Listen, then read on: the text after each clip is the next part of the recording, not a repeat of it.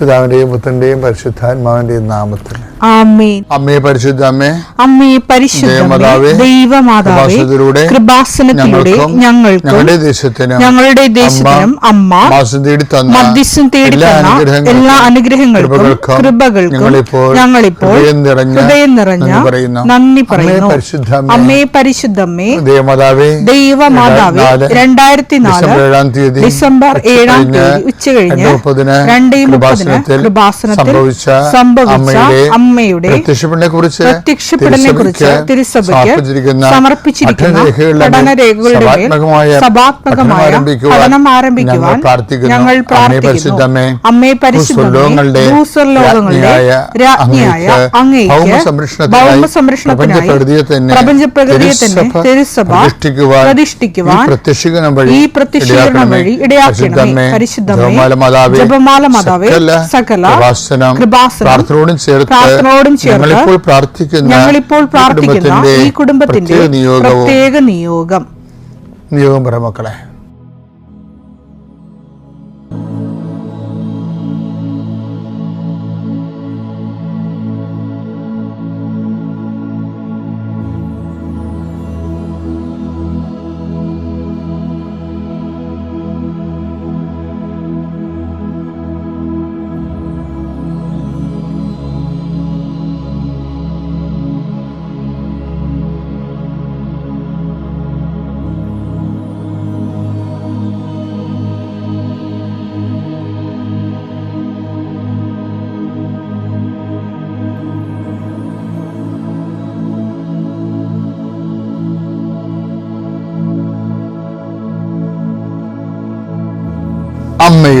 അമ്മയുടെ പ്രത്യക്ഷീകരണത്തിന്റെ ഈ അനുഗ്രഹവേളയിൽ ഞങ്ങൾക്ക് സാധിച്ചു തരുവാൻ കനിയണമേ.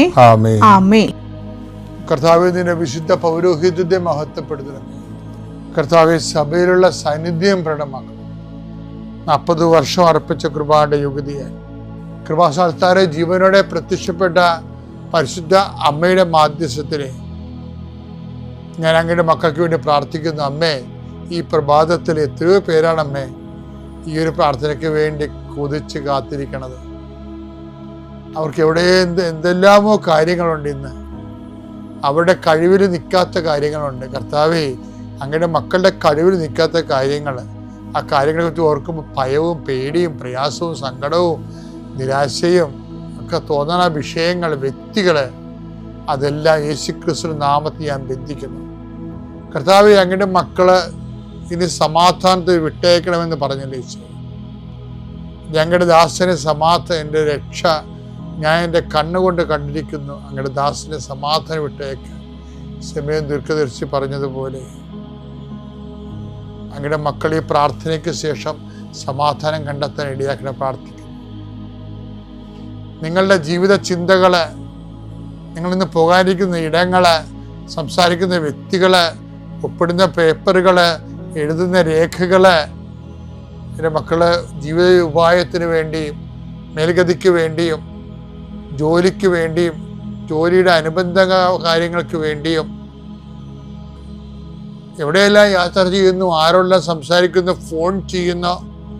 ഫോൺ ചെയ്തിട്ട് എന്തെങ്കിലും ഡേറ്റോ കാര്യമോ തീരുമാനമോ വാക്കോ പ്രവൃത്തിയോ തീരുമാനം കിട്ടാൻ വേണ്ടി കാത്തിരിക്കുന്നു. അതെല്ലാം മക്കൾക്ക് അനുകൂലമാവുകയും അത് ഈശോയുടെ നാമത്തിൽ ഞാൻ നിങ്ങളെ അനുഗ്രഹിക്കുകയും ചെയ്യുന്നു. എൻ്റെ കർത്താവ്, മനുഷ്യൻ്റെ ഭീഷണി കാരണം മനസ്സിന് സമാധാനം നഷ്ടപ്പെട്ടവരെ, നീ ഏത് ഭവനത്തിൽ പ്രവേശിച്ചാലും ആ ഭവന സമാധാന ആശംസ അർപ്പിച്ച കർത്താവേ, നിന്റെ നാമത്തിൽ നെഞ്ചിലും നെറ്റിലും മുദ്ര വാങ്ങി നിന്റെ നാമത്തിൽ വിശ്വസിക്കുന്ന ഒരു മനുഷ്യനെയും ആരും ഭിക്ഷപ്പെടുത്താൻ അനുവദിക്കരുത് കർത്താവേ. അവരെല്ലാം ശത്രുക്കളെ കാൺകെ വിരുന്നൊരുക്കുന്ന ദൈവത്തിൻ്റെ ശക്തിവിശേഷം നിനക്കായി വിരുന്നൊരുക്കട്ടെ. നിന്റെ എല്ലാ ശത്രുക്കളുടെ മുന്നിൽ നിത്യം പിതാവും പുത്രനും പരിശുദ്ധാത്മാവിശ്വര എന്നേക്കും. വിശ്വാസ പ്രമാണം. സർവശക്തനായ പിതാവും ആകാശത്തിന്റെയും ഭൂമിയുടെയും സൃഷ്ടാവുമായ ദൈവത്തിൽ ഞാൻ വിശ്വസിക്കുന്നു. അവിടുത്തെ ഏകപുത്രനും ഞങ്ങളുടെ കർത്താവുമായ ഈശോമിശിഹായിലും ഞാൻ വിശ്വസിക്കുന്നു. ഈ പുത്രൻ പരിശുദ്ധാത്മാവിനാൽ ഗർഭസ്ഥനായി കന്യകാമറിയത്തിൽ നിന്ന് പിറന്ന് പൊന്തിയോസ് പീലാത്തോസിന്റെ കാലത്ത് പീഡകൾ സഹിച്ച് കുരിശിൽ തറയ്ക്കപ്പെട്ട് മരിച്ച് അടക്കപ്പെട്ട് പാതാളങ്ങളിൽ ഇറങ്ങി മരിച്ചവരുടെ ഇടയിൽ നിന്ന് മൂന്നാം നാൾ ഉയർത്ത് സ്വർഗത്തിലേക്ക് എഴുന്നള്ളി സർവശക്തിയുള്ള പിതാവായ ദൈവത്തിന്റെ വലതുഭാഗത്തിരിക്കുന്നു. അവിടെ നിന്ന് ജീവിക്കുന്നവരെയും മരിച്ചവരെയും വിധിക്കുവാൻ വരുമെന്നും ഞാൻ വിശ്വസിക്കുന്നു. പരിശുദ്ധാത്മാവിലും ഞാൻ വിശ്വസിക്കുന്നു. വിശുദ്ധ കത്തോലിക്കാ സഭയിലും പുണ്യവാന്മാരുടെ ഐക്യത്തിലും പാപങ്ങളുടെ മോചനത്തിലും ശരീരത്തിന്റെ ഉയർപ്പിലും നിത്യമായ ജീവിതത്തിലും ഞാൻ വിശ്വസിക്കുന്നു. ആമേൻ. സ്വർഗ്ഗസ്ഥനായ ഞങ്ങളുടെ പിതാവേ, അങ്ങയുടെ നാമം പൂജിതമാകണമേ. അങ്ങയുടെ രാജ്യം വരണമേ. അങ്ങയുടെ തിരുമനസ് സ്വർഗത്തിലെ പോലെ ഭൂമിയിലും ആകണമേ. അന്നു വേണ്ടുന്ന ആഹാരം ഇന്ന് ഞങ്ങൾക്ക് തരണമേ. ഞങ്ങളോട് തെറ്റ് ചെയ്യുന്നവരോട് ഞങ്ങൾ ക്ഷമിക്കുന്നത് പോലെ ഞങ്ങളുടെ തെറ്റുകൾ ഞങ്ങളോടും ക്ഷമിക്കണമേ. ഞങ്ങളെ പ്രലോഭനത്തിൽ ഉൾപ്പെടുത്തരുതേ, തിന്മയിൽ ഞങ്ങൾ രക്ഷിക്കണമേ. ആമേൻ. നന്മ നിറഞ്ഞ മറിയമേ, സ്വസ്തി. കർത്താവ് അങ്ങയുടെ കൂടെ സ്ത്രീകളിൽ അങ്ങ് അനുഗ്രഹിക്കപ്പെട്ടവളാകുന്നു. അങ്ങയുടെ ഉദരത്തിൻ ഫലമായി ഈശോ അനുഗ്രഹിക്കപ്പെട്ടവനാകുന്നു. പരിശുദ്ധ മറിയമേ, തമ്പുരാന്റെ അമ്മേ, പാപികളായ ഞങ്ങൾക്ക് വേണ്ടി ഇപ്പോഴും ഞങ്ങളുടെ മരണസമയത്തും തമ്പുരാനോട് അപേക്ഷിക്കണമേ. ആമേൻ. കർത്താവേ, നിന്റെ ഉന്നതമായ നാമത്തിന് സ്തോത്രം ചെയ്യും. ആമേൻ. എൻ്റെ പ്രിയപ്പെട്ടവർ, നമ്മൾ ഇന്നലെ ഒരു വചനം കണ്ടില്ലേ? ഇന്നലെ എന്ത് വചനം കണ്ടേ?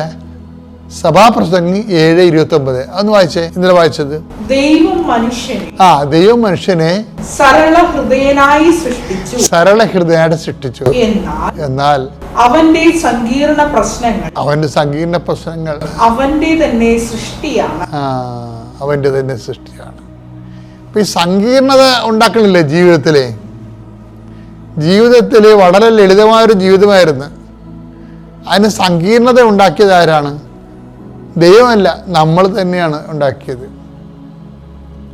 അല്ലെങ്കിൽ നമ്മളെ കൊണ്ട് ആരെങ്കിലും ഉണ്ടാക്കിച്ചായിരിക്കും. ജീവിതം സങ്കീർണമാകുന്നതിനോട് ദൈവം ഒരു വിമുഖതയുള്ള ആളാണ്. ജീവിതമേ, കാര്യം ജീവിതം ബേസിക്കായിട്ട് സങ്കീർണമല്ല, അത് ലളിതമാണ്. അപ്പം ദൈവത്തിൻ്റെ ഒരു കാഴ്ചപ്പാട് നമ്മളാണ് നമ്മുടെ ജീവിതത്തിനെ സങ്കീർണമാക്കിയെന്നാണ്. എന്ന് വെച്ചാൽ എന്താ? ദൈവത്തിൻ്റെ അല്ലാത്ത വഴികൾ തിരഞ്ഞെടുത്തു. അത് പറയല്ല, എൻ്റെതല്ലാത്ത പദ്ധതികൾ നിരൂപിച്ചവർക്ക് ദുരിതം വന്നു. എടുത്തേ യെശയ്യാ 30:1. കർത്താവ് അരുളി ചെയ്യുന്നു, എന്റേതല്ലാത്ത പദ്ധതികൾ നടപ്പിലാക്കുകയും എനിക്ക് അഹിതമായ സഖ്യം ഉണ്ടാക്കുകയും ചെയ്ത് പാപം കുന്നുകൂട്ടി. അതാണ് ജീവിതത്തെ സങ്കീർണമാക്കണം എന്ന് പറയുന്നത്. പാപം കുന്നുകൂട്ടി എന്ന് പറയുമ്പോൾ പാപം കുന്നുകൂട്ടുന്ന ഒരു പദ്ധതിയാണെങ്കിൽ ഓർക്കുക, അത് ദൈവത്തിൻ്റെ അല്ലെന്ന്. അത് മനസ്സിലാക്കാനുള്ള കോമൺ സെൻസ് പോരെ? വിവേചനമായിട്ട് പരിശുദ്ധാത്മാവ് ദാനം വേണോ? പാപം കുന്നുകൂട്ടിയ അനുസരണമില്ലാത്ത സന്തതികൾക്ക് ദുരിതം, ഈ ദുരിതം ഉണ്ടാക്കുകയും അതിൻ്റെ ബൈ പ്രോഡക്റ്റായിട്ട് പാപങ്ങൾ ഉണ്ടാകുകയും ചെയ്യുമ്പോൾ ഓർക്കുക, ആ പദ്ധതി നമ്മൾ ഉണ്ടാക്കിയതാണ്. അത് സഭാപ്രസംഗം 7:29 പറയുന്ന പോലെ ദൈവം സരളഹൃദയനായിട്ട് സൃഷ്ടിച്ചു. സങ്കീർണങ്ങളായ പ്രശ്നങ്ങൾ നമ്മുടെ തന്നെ സൃഷ്ടി കൊണ്ടാണ് ഈ പാപം കുന്നുകൂടിയതും ദൈവത്തിൽ നിരക്കാത്ത ബന്ധം ഉണ്ടാക്കിയത്. അപ്പോൾ ദൈവത്തിൽ നിരക്കാത്ത ബന്ധം ഒരു ബന്ധം, അത് വിവാഹബന്ധമായാലും മനസ്സമ്മതമായാലും നിനക്കിഷ്ടപ്പെട്ടാൽ നല്ല ചിന്തിക്കേണ്ടത് ദൈവത്തിൽ നിരക്കുന്നതാണോ എന്ന് ചിന്തിക്കണം. അപ്പോൾ കുറേയൊക്കെ നമുക്ക് അന്വേഷിച്ചാൽ അറിയാൻ പറ്റും. കുറേയൊക്കെ നമ്മൾ പലവട്ടം പ്രാർത്ഥിക്കേണ്ടി വരും. പലവട്ടം അതിൻ്റെ ഓരോ വിശദാംശം കിട്ടാൻ വേണ്ടിയേ, ഡീറ്റെയിൽഡ് വിശദാംശം കിട്ടാൻ വേണ്ടി പെസ്കാനിങ് ഉണ്ട്. അതുപോലെ പ്രാർത്ഥിക്കുമ്പോൾ നമുക്ക് ജനറൽ മെസ്സേജ് കിട്ടും, ഡീറ്റെയിൽ കിട്ടത്തില്ല. അപ്പോൾ പെറ്റ് സ്കാനിങ് പോലെ ഡീറ്റെയിൽ കിട്ടാൻ വേണ്ടി നമ്മൾ വീണ്ടും ആ വിഷയം പ്രാർത്ഥിച്ചു പോകണം. അത് നമുക്ക് അന്വേഷിക്കാൻ പറ്റുന്നതൊക്കെ അന്വേഷിക്കുകയും ചെയ്യണം, പ്രാർത്ഥിക്കുകയും ചെയ്യണം. നമ്മൾ ഒരിക്കലും സ്റ്റിക്ക് ഓൺ ചെയ്യരുത്. സ്റ്റിക്ക് ഓൺ ചെയ്താൽ നമ്മൾ ശരിക്കും പറഞ്ഞാൽ ദൈവപദ്ധതി അറിയാത്ത അന്ധന്മാരായിട്ട് മാറും. അപ്പം അതെന്താ വിഷയം? അങ്ങനെ എന്താ ചെയ്യണമെന്ന് വെച്ച് കഴിഞ്ഞാൽ, ഇപ്പം ഞാനൊക്കെ ആണെങ്കിൽ എന്ത് ചെയ്യുമെന്ന് ഞാൻ പറയാം. ഒരു വിഷയം വന്ന് ഞാൻ എന്ത് ചെയ്തത്, ഞാൻ ചെയ്യണത്, ഇപ്പോൾ എനിക്കൊരു വിഷയം വന്നു, എനിക്കത് ഗെറ്റ് ചെയ്യാൻ പറ്റുന്നില്ല എന്ന് കണ്ടാൽ ഞാൻ ദിവ്യകുർബാനെടുത്തിരിക്കും. ദിവ്യകാലത്തിരിക്കും. എന്തിനാ അങ്ങനെ ഇരിക്കണത്? നമുക്കറിയാം അത് ആ ഇരിപ്പിന് കുറേ വചനങ്ങളുണ്ട്. കാര്യം, നിന്റെ മുമ്പിൽ നിന്ന് ഞങ്ങൾ എവിടെ പോകും? പത്രോസ് ചോദിക്കണില്ലേ, നീ അല്ലാതെ ഞങ്ങൾ എവിടെ പോകും? പത്രോസിന്റെ വല്ലാത്ത ചോദ്യങ്ങൾ ഒരെണ്ണമാണത്. അടുത്ത ആവചനെടുത്ത് യോഹന്നാൻ 6:68. 6:68. കർത്താവേ, ഞങ്ങൾ ആരുടെ അടുത്തേക്ക് പോകും? ഞങ്ങൾ ആരുടെ അടുക്കിലേക്ക് പോകും? നിത്യജീവന്റെ വചനങ്ങൾ നിന്റെ പക്കലുണ്ട്. അപ്പൊ നിന്റെ പക്കൽ നിന്ന് വരുന്ന വചനങ്ങൾക്ക് നിത്യജീവൻ ഉണ്ടെന്നതിൻ്റെ അർത്ഥം. അപ്പൊ ടെമ്പററി സൊല്യൂഷൻ അല്ല അതിൻ്റെ അകത്ത് ഉള്ളത്, ഒരു പെർപ്പച്വൽ സൊല്യൂഷനാണ് വരാൻ പോണത്. അതുകൊണ്ട് ഞങ്ങൾ ആരുടെ അടുക്കിലേക്ക് പോകുന്നുള്ള ഒരു ഒറ്റ വാക്ക് മതി, എല്ലാത്തിൻ്റെയും താക്കോലാണത്. നീ എപ്പോൾ നോക്കിയാലും കർത്താവിൻ്റെ മുമ്പിൽ എങ്ങനെ കറങ്ങി തിരിഞ്ഞ് വന്നാലും കർത്താവിൻ്റെ മുമ്പിൽ ഉണ്ടാകണം. കുർബാന ഞാൻ കഴിഞ്ഞ ദിവസങ്ങൾ ആൾക്കാരോട് പറഞ്ഞു, ഞങ്ങൾ കുർബാന കഴിഞ്ഞു, കുറച്ച് നേരം കർത്താവിൻ്റെ അടുത്ത് ഇരിക്കണം എന്ന് പറയും. അങ്ങനെ ഇരിക്കുന്നത് കൊണ്ട് എന്താ ഉദ്ദേശിക്കുന്നത്? നമ്മളൊരു ഭയങ്കരമായൊരു പ്രശ്നത്തിലൂടെ പോവുകയാണ്, നമുക്ക് തീരുമാനമെടുക്കാൻ പറ്റണില്ല. അപ്പം നമ്മൾ കർത്താവിൻ്റെ അടുത്ത് ഇരിക്കുകയാണ്. ആ ഇരിക്കുന്നതിൻ്റെ അർത്ഥം എന്താണ്? 6:68 എൻ്റെ അർത്ഥം. ഞങ്ങൾ ഈ ഒരു അവസ്ഥയിൽ ഞങ്ങൾ ആരുടെ അടുക്കിലേക്ക് പോകും? ഞങ്ങളെ രക്ഷിക്കാൻ വേണ്ടി നിത്യജീവൻ്റെ വചനങ്ങൾ ദൈവം നിനക്ക് മാത്രം തന്നിരിക്കുന്നത്. അത് ദിവ്യകുർബാനയുടെ വലിയ ടോക്ക് കഴിഞ്ഞതിന് ശേഷമാണ് അതിലേക്ക് വരണത്. പിതാക്കന്മാർ മരുഭവിച്ചു, മന്ന ഭക്ഷിച്ചു, അവർ മരിച്ചു. അതുപോലല്ല ഈ അപ്പം ഭക്ഷിക്കും, നിത്യം ജീവിക്കാൻ ലോകത്തെ ജീവന് വേണ്ടി ഞങ്ങൾക്ക് അപ്പം എൻ്റെ ശരീരം തന്നെയാണ് എൻ്റെ ഭക്ഷിക്കുന്നതിലും ഞാൻ അവനെ ഭക്ഷിക്കുന്നു. സജീവനായ പിതാവിനെ അയച്ചത് പിതാവ് മൂലം ഞാൻ ജീവിക്കുന്നു, അതുപോലെ എന്നെ ഭക്ഷിക്കുന്നത് ഞാൻ മൂലം ജീവിക്കുന്നു പറയുമ്പോൾ യഹൂദന്മാർ ശ്രോതാക്കൾ പറയും, ഈ വചനം കഠിനമാണ്, ആർക്ക് കേട്ടുകൊണ്ടിരിക്കാൻ പറ്റും? അങ്ങനെ ഓരോരുത്തരായിട്ട് അവർ പോയി. അവർ പിന്നെ ഒരിക്കലും കർത്താവിനോട് നടന്നിട്ടില്ല എന്ന് വചനം പറഞ്ഞിട്ട് പറയും. ഈശോ ചോദിക്കും, നിങ്ങൾക്കും പോകണമെന്നുണ്ടോ എന്ന് ചോദിക്കും. അപ്പോൾ പത്രോസ് പറയുന്ന വാക്കാണ് 6:68. യോഹന്നാൻ, ഞങ്ങൾ ആരുടെ പക്കലേക്ക് പോകും? നിത്യജീവൻ്റെ വചനങ്ങൾ നിൻ്റെ പക്കലല്ലോ. അതായത് നമ്മൾ ദിവ്യകുർബാന മുമ്പിൽ ഇരിക്കുമ്പോൾ ആ ഒരു വചനമാണ് അവിടെ ഉള്ളത്. എന്താണ്? എന്തുകൊണ്ടാണ് നീ കുർബാന കഴിഞ്ഞിട്ടും വിട്ടുപോകാതെ കർത്താവിൻ്റെ അടുത്ത് ഇരിക്കുന്നത്? അതിൻ്റെ വചനം 6:68. എന്താണ്? ഈ ഒരു പ്രതിസന്ധിയിൽ സന്ദേശം കിട്ടണില്ല, തീരുമാനമെടുക്കാൻ പറ്റണില്ല, എന്തിനൊന്നും അറിയത്തില്ല, ഞങ്ങൾ ആരുടെ പക്കലേക്ക് പോകും? നിത്യജീവൻ്റെ വചനങ്ങൾ നിൻ്റെ കൂടെയാണല്ലോ. അപ്പം ദിവ്യകുർബാന ഈ വെറുതെ ഇരുന്നാൽ മതി. അങ്ങനെ പല ദിവസം ഇരിക്കുമ്പോൾ കർത്താവ് മനസ്സിലാകും, ഇവനോട് ഇത് പറഞ്ഞു കൊടുത്തില്ലെങ്കിൽ ഇവൻ പോകത്തില്ല, ഇവന് സീരിയസ് ആണെന്ന് മനസ്സിലാകും, ഇവള് സീരിയസ് ആണെന്ന് മനസ്സിലാകും. അങ്ങനെ ദൈവത്തെ നമ്മുടെ ജീവിതത്തിൻ്റെ ഗൗരവാവസ്ഥ മനസ്സിലാക്കിയെടുക്കാൻ കൂടി ഈ സഹവാസം നമ്മളെ സഹായിക്കും. പിതാവിൻ്റെയും പുത്രൻ്റെയും പരിശുദ്ധാത്മാവിൻ്റെ നാമത്തിൽ.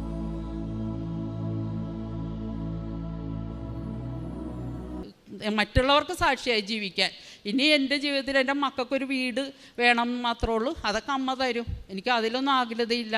എല്ലാവർക്കും ഇത് പ്രാർത്ഥന നമ്മൾ വിശ്വസ്തയോടെ നിന്നാൽ എന്ത് ചോദിച്ചാലും തരുമെന്ന് എൻ്റെ ജീവിതം ഉറപ്പാണ്. കാരണം ഒരു ജോലിയോ ഒന്നും ഇല്ലാത്ത ഒരാളാണ്, പക്ഷേ ഇത്ര ലക്ഷങ്ങളൊക്കെ എൻ്റെ ഈശോ എനിക്ക് കൊണ്ടുവന്ന് തരുമ്പോൾ അത് വീട്ടാനുള്ള വഴിയും കൊണ്ടുവന്ന് തരുന്നുണ്ട്. അപ്പം നമ്മൾ നല്ല രീതിയിൽ പോയാൽ നമ്മുടെ മക്കളും അതിലേ വരുള്ളൂ. ഒരിക്കലും ഒരു മക്കളും പാഴായി പോയില്ല. പക്ഷെ വഴി തെളിച്ചു കൊടുക്കണം. എല്ലാവർക്കും നന്ദി. എൻ്റെ പേര് ലിമ വിജു, അഴീക്കോട് നിന്ന് വരുന്നു. ഞാൻ ആദ്യമായിട്ട് ഇങ്ങോട്ട് വന്നത് 4/11/2022 ഞാൻ കൃപാസനം പത്രം ആരെങ്കിലുമൊക്കെ എനിക്ക് തരാറുണ്ട്, പക്ഷെ ഞാൻ വലിയ വിലയൊന്നും കൊടുക്കാറില്ല, ഞാൻ വായിക്കാറൊന്നും ഉണ്ടായിരുന്നില്ല. പക്ഷേ ഞാൻ ഒരു 2 ദിവസം, അതായത് ഇങ്ങോട്ട് 4/11/2022 വരുന്നതിന് 2 ദിവസം മുമ്പ് എന്തോ എനിക്ക് കൃപാസനത്തിൽ വരണം എന്ന് തന്നെ വാശി.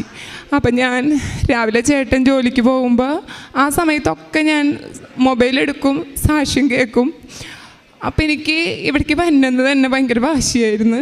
ഹസ്ബൻഡിൻ്റെ അടുത്ത് പറഞ്ഞു, ഹസ്ബൻഡിനെ കൊണ്ട് ഒരു ദിവസം ഇന്ന് പോകണ്ട എന്ന് പറഞ്ഞിട്ട് 3-ാമത്തെ ദിവസം വരാനായിട്ട് ഞാൻ റെഡിയായി. പക്ഷേ തലേ ദിവസം ഫണ്ട് ഉണ്ടായിരുന്നെങ്കിലും തലേ ദിവസം കാര്യങ്ങൾ കൊണ്ട് എൻ്റെ കയ്യിൽ പിറ്റേ ദിവസം വരാനായിട്ട് പൈസ തികയോ എന്നെനിക്കറിയില്ലായിരുന്നു. അപ്പം ഹസ്ബൻഡിനോട് ഞാൻ പറഞ്ഞിട്ട് ഹസ്ബൻഡും ഞാനും ഒക്കെ ലീവ് എടുത്തിട്ടുണ്ടായിരുന്നു. അപ്പോൾ അപ്പം അമ്മ ചോദിച്ച് ഇന്ന് പോണില്ലേ കൃപാസനത്തിലെന്ന് ചോദിച്ചപ്പോൾ ഞാനൊന്നും പറഞ്ഞില്ല. ഹസ്ബൻഡ് പറഞ്ഞ് പൈസ അവൾ വാങ്ങിച്ച് പിന്നെ എങ്ങനെ പോകാനാണെന്ന് പറഞ്ഞ്. അങ്ങനെ പിറ്റേ ദിവസം 4:45 കൊടുങ്ങപ്പള്ളിയുടെ ബസ്സുള്ളത്. അപ്പം എൻ്റെ മകൻ തന്നെ ഞങ്ങളുടെ ഡോറിൽ വന്ന് മുട്ടിയിട്ട് വിളിക്കുകയാണ്, മമ്മി കൃപാസനത്തിൽ പോണില്ലേ, 4:45 ബസ്സുള്ളതല്ലേ എന്ന് പറഞ്ഞ്. അങ്ങനെ അപ്പം ഞാൻ മോനോട് പറഞ്ഞ് പപ്പ പറയാതെ എങ്ങനെ പോകാനാണ്.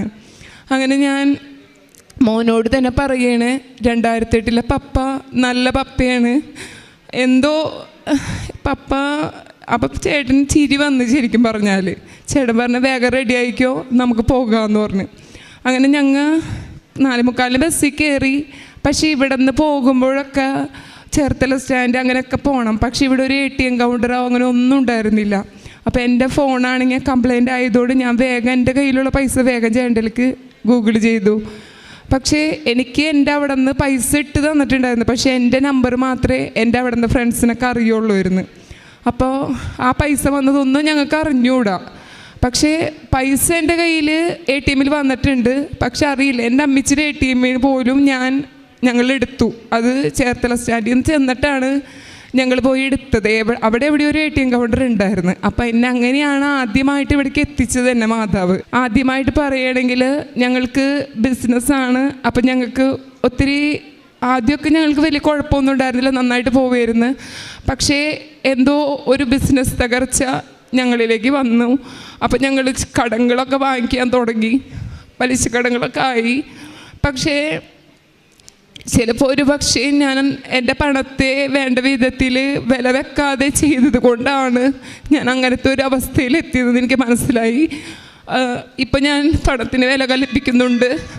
അപ്പോൾ ഇവിടെ വന്ന് ഉടമ്പടി എടുത്തപ്പോൾ കൗൺസിലിംഗ് ചെയ്തപ്പോൾ അവിടുത്തെ ബ്രദർ പറഞ്ഞു, 6 നിയോഗങ്ങൾ നിങ്ങൾ വെക്കണ്ട. നിങ്ങളെന്നല്ല, അന്ന് ക്ലാസ് കേട്ട എല്ലാവരോടും പറഞ്ഞു 5 നിയോഗം വെച്ചാൽ മതി. ഏറ്റവും വേണ്ടപ്പെട്ടത് മാതാവിനെ അങ്ങോട്ട് കൊടുത്തേക്കെന്ന് പറഞ്ഞു. അപ്പം എനിക്ക് ഏറ്റവും വേണ്ടപ്പെട്ടതൊന്നും ഞാൻ നിയോഗത്തിൽ വെച്ചില്ല. പക്ഷേ ഞാൻ നിയോഗങ്ങളിൽ വെച്ച എൻ്റെ ഒരു കാര്യവും, അതായത് മാതാവ് കൂടെയുണ്ട്, എല്ലാ കാര്യങ്ങളും നടത്തി തരുന്നുണ്ട്. പക്ഷെ എൻ്റെ ഒരു കാര്യവും മാതാവ് നടത്തി തന്നില്ല. പക്ഷേ എൻ്റെ അമ്മച്ചിയുടെ ആങ്ങളുടെ വീട് വിറ്റ് പോകുവാനായിട്ട് ഞാൻ നിയോഗത്തിൽ വെച്ചിരുന്നു. അത് നടന്നു കിട്ടി എനിക്ക്. ഞങ്ങൾക്ക് കുറച്ച് പണം അച്ഛൻ തരാനുണ്ടായിരുന്നു, അതും ഞങ്ങൾക്ക് ലഭിച്ചു. അതുകൂടാണ്ട് അതിനുശേഷം ഞങ്ങൾക്ക് 5,40,000 രൂപയുടെ കടം വീട്ടാൻ സാധിച്ചു. പിന്നെ അതിനുശേഷം കുറികൾ കിട്ടി. ഓരോരുത്തർ നമ്മൾക്ക് എന്താ പറയുക, പണം എങ്ങനെയാണ് വന്നാന്ന് പറയാൻ പറ്റില്ല, എങ്ങനെയെങ്കിലുമൊക്കെ ഒരു വഴിയായിട്ട് പണം വരും. അപ്പോൾ ആ 5,40,000 രൂപയുടെയൊക്കെ കടം വീട്ടാനും ഒക്കെ സാധിച്ചത് ഇവിടെ വന്ന് മാതാവിനോട് പ്രാർത്ഥിച്ചതിൻ്റെ ഫലമായിട്ടാണ്. പിന്നെ എൻ്റെ ചേച്ചിയുടെ വീടിന് വഴി ഉണ്ടായിരുന്നില്ല. 2007 ചേച്ചിയുടെ വിവാഹം കഴിഞ്ഞതെങ്കിലും അന്ന് തുടങ്ങിയ ഞങ്ങൾക്കറിയുള്ളൂ. അന്ന് തുടങ്ങി ഇതുവരെ അവർക്ക് വഴി കിട്ടിയിട്ടുണ്ടായിരുന്നില്ല, നടവഴി മാത്രമേ ഉള്ളൂ. അപ്പോൾ ആളിവിടെ വന്ന് സാക്ഷ്യം ഉടമ്പടി എടുത്തിരുന്നു. പക്ഷെ അവരൊന്നും ഇപ്പോൾ വരണില്ല കേട്ടോ. പക്ഷേ ഞാനിപ്പോഴും അടിയുറച്ച് വിശ്വസിക്കുകയാണ്, എൻ്റെ ജീവിതകാലം മുഴുവനും ഞാനിവിടെ മാതാവിനോട് ചേർന്ന് ഉടമ്പടിയിലായിരിക്കുമെന്ന്. എനിക്കൊരുപാട് തടസ്സങ്ങളുണ്ടെങ്കിൽ കൂടിയും ഞാനിവിടെ വരും. എല്ലാവരും എന്നെ കളിയാക്കും ഇവിടെ വരുമ്പോഴേക്കാം, എപ്പോഴും ഇങ്ങനൊരു ഭക്തവത്സലുണ്ടാ അത് ഇതൊക്കെ പറഞ്ഞ് കളിയാക്കും. പക്ഷേ ഞാൻ പറയും, എൻ്റെ തമ്പുരാൻ എൻ്റെ കൂടെയുണ്ട്, എൻ്റെ മാതാവ് എൻ്റെ കൂടെയുണ്ട്, എല്ലാം നടത്തിത്തരും. ആരെന്നോട് വിഷമം പറഞ്ഞാലും ഞാൻ അങ്ങനെയാണ് പറയാറ്. പിന്നെ എനിക്ക് ഉടമ്പടി കാശ് രൂപം കിട്ടിയത് ഒരു ദിവസം എൻ്റെ കയ്യിൽ നിന്ന് എങ്ങനെയോ നഷ്ടപ്പെട്ട്. അപ്പോൾ ഈ ഉടമ്പടി കാശ് രൂപ ഞാൻ മക്കൾക്കൊക്കെ എക്സാമിന് പോകുമ്പോൾ കുത്തി കൊടുക്കും. അവരതേപോലെ തിരിച്ചു കൊടുത്തരും. ഉടമ്പടി തൈലം തേച്ച് കൊടുക്കും, അവർക്ക് പ്രാർത്ഥിക്കും. അതുപോലെ എക്സാമിനൊക്കെ പാസ്സാകും. എൻ്റെ മോൾക്ക് ഒരു എക്സാം എഴുതിയിട്ട് അവൾക്ക് നാഷണൽ ലെവലിൽ വരെ ഇത് കിട്ടി. അതിവിടെ വന്ന് ഉടമ്പടി തൈലമൊക്കെ വെച്ച് കാശ് രൂപമൊക്കെ വെച്ച് കൊടുത്ത് വിട്ടതിൻ്റെ ഫലമായിട്ടാണ്. പിന്നെ ഇവിടെ വന്നപ്പോൾ കൂടുതലായിട്ട് പ്രാർത്ഥനയിലേക്ക് ഭയങ്കരമായിട്ട് ആഴ്ന്നിറങ്ങി. എന്ത് ചെയ്യുമ്പോഴും ഞാൻ വചനം, എൻ്റെ മക്കളും വചനം പറയും. ആ പരീക്ഷയ്ക്ക് പോകുമ്പോഴായാലും വചനം പറഞ്ഞുകൊണ്ടായിരിക്കുള്ളൂ അവർ പോണത്. അതുപോലെ തന്നെ കാശ് രൂപം കാണാണ്ടായി. ഞാൻ എല്ലായിടത്തും നോക്കി, എൻ്റെ വീട്ടിലും അമ്മച്ചി എല്ലാവരും നോക്കി, പക്ഷെ കാണുന്നില്ല. പക്ഷെ കടയിൽ ഞാൻ നോക്കിയ ഫയലിൽ തലേ ദിവസം ഉണ്ടായിരുന്നില്ല. പിറ്റേ ദിവസം ഞാൻ പറഞ്ഞു, മാതാവേ ഞാൻ സാക്ഷ്യം പറഞ്ഞോളാം, മാതാവ് എൻ്റെ ഇത് പോവേണല്ല, സാക്ഷ്യം പറഞ്ഞോളാം എന്ന് പറഞ്ഞ് ഞാൻ നോക്കിയ ഫയലിൽ തന്നെ, ഇന്നലെ നോക്കിയതായിരുന്നു, പക്ഷേ ആ ഫയലിൽ ഉടമ്പടി കാശ് വിരിപ്പുണ്ടായിരുന്നു. ഞാൻ കരഞ്ഞു പോയി കടയിലിരുന്ന്. ഫ്രണ്ട്സിനൊക്കെ അപ്പം തന്നെ വിളിച്ച് പറഞ്ഞ് കാശ് രൂപം കിട്ടി. എനിക്ക് കുളിർന്ന് കയറി ശരിക്കും പറഞ്ഞാൽ. അതെന്താണെന്ന് എനിക്കറിയില്ല.